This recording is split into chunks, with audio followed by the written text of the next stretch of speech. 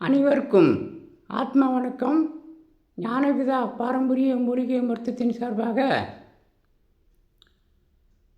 இன்று ஒரு முக்கியமான மூலிகையான, அதாவது காயகற்ப மூலிகையான வெண்கரந்தை மூலிகையை பற்றி நம்ம விரிவாக பார்ப்போம். ஏற்கனவே ஒரு 4 ஆண்டுகளாக சிவகரந்தை, வெண்கரந்தை, காயகற்பம் முறையாக இன்றைக்கி நிறைய பேர் நண்பர்கள் சாப்பிட்டு வராங்க. இன்னும் அதில் சக்தியை அதிகரித்து உடலுக்கு அதிகமாக நன்மை தரக்கூடிய முறையை பற்றி நம்ம பார்ப்போம்.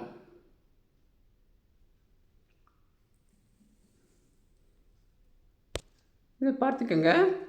இது வெண்கரந்தை. வெண்கரந்தையில் இந்த பூவை பார்த்துக்கோங்க. வெள்ளைப்பூ பூக்கும். பூவை நல்லா பார்த்துக்கோங்க. இது வெள்ளைப்பூ பூக்குத வெண்கரந்தை. சிவகரந்தையில் சிகப்பு நிற பூக்கள் பூக்கும். ஆனால் ஆரம்பத்தில் செடி வளர்ந்து வரும்போது ஒரு சில மூலிகை கண்டுபிடிக்க முடியாது. ஆனால் அதில் பூ பூத்த பிறகு இது வெண்கரந்தையா சிவகரந்தையா அப்படின்னு பார்க்கும்போது ஒரு பகுதியில் வெண்கரந்தையாக அதிகமாக இருக்கும், இன்னொரு பகுதியில் சிவகரந்தை அதிகமாக இருக்கும். இப்போ இந்த வெண்கரந்தை மூலிகையை பற்றி நம்ம பார்க்கும்போது சிவகரந்தையை விட கொஞ்சம் வெண்கரந்தை கொஞ்சம் அதிகமாக சக்தி வாய்ந்தது. இந்த வெண்கரந்தையிலேருந்து நம்ம முக்கியமான முறையை பார்ப்போம். இந்த பார்த்துக்கோங்க. இது நாட்டு பசு நெய். அதாவது எந்த மாடு, அதாவது ஜெர்சி மாடு பார்த்திங்கன்னா அதிகமாக ஓட முடியாது, வேகமாக நடக்காது. ஆனால் நாட்டு மாடு அதாவது நாங்கள் மலை மாடு, அதாவது பழஞ்சி மாடு அப்படின்னு சொல்லுவோம். அதாவது மீட்டிங் நாங்கள் மரியா காலேஜ் பிள்ளைகள் மீட்டிங் நடக்கும்போது நாட்டு மாடு நிறையா மலைக்கு செண்பத்து ஏரியாவில் மேய போச்சு. அவ்வளோ வேகமாக நடக்கும், அவ்வளோ இதாக போகும். அதே மாதிரி அதோடைய பால், அதோடைய நெய் சாப்பிடும்போது அதே தன்மையோட அதிகமாக நன்மை தரும். செர்சி மாடு மற்ற மாடுடைய பால் சாப்பிடும்போது அது என்ன குணங்களாக இருக்கும், மந்த புத்தி அதே மாதிரி தான் இருக்கும். நாட்டு மாட்டு நெய் அதிகமான பவர் கொடுக்கும்.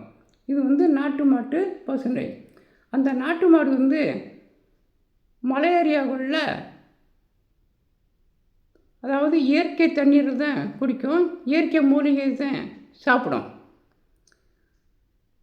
இந்த வீட்டுகளில் உள்ள மாடுகளுக்கு நம்ம இந்த வடித்தது கஞ்சி, அந்த மாதிரி சோறு, அதே மாதிரி நம்ம புல் அறுத்து போது புண்ணாக்கு எல்லாமே நிறைய இதை போடுவாங்க. ஆனால் நாட்டு மாட்டு நெய்க்கு பசு மாடு எதுவுமே அங்கே காட்டில் மேய்ஞ்சிட்டு வர்றது சரி, வீட்டில் அப்படியே கட்டி போட்டுருவாங்க. அப்படி நாட்டு மாட்டு நெய்யிலேருந்து தயாரிக்க போகிற ஒரு முறை தான் இந்த வெண்கரந்தையிலேருந்து நெய் தயாரிக்க போகிறோம். அப்போ 1 லிட்டரு நெய்யின்னா 1 லிட்டரு சாறு இந்த வெண்கரந்தை சாறு.